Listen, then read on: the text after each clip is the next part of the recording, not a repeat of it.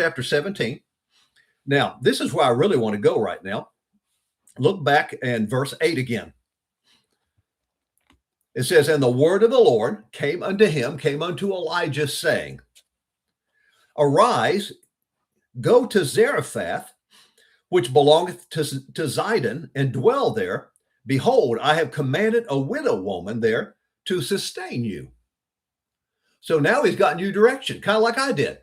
I was in Lexington, Kentucky, and God told me, let me know, go to Mount Sterling, Kentucky. Basically, and I will sustain you there. And I've been here ever since then.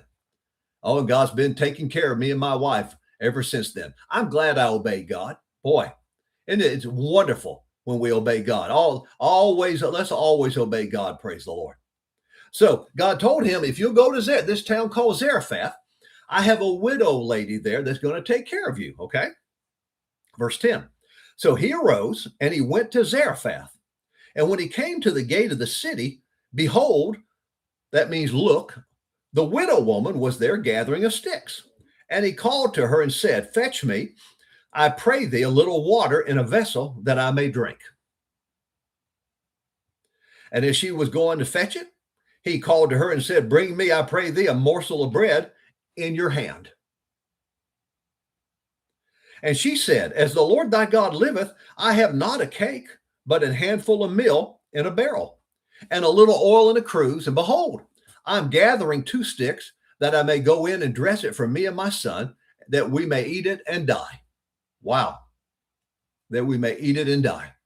So Elijah, he obeyed God. God specifically told Elijah, you go to a town called Zarephath. There's a widow lady there that I have commanded to take care of you.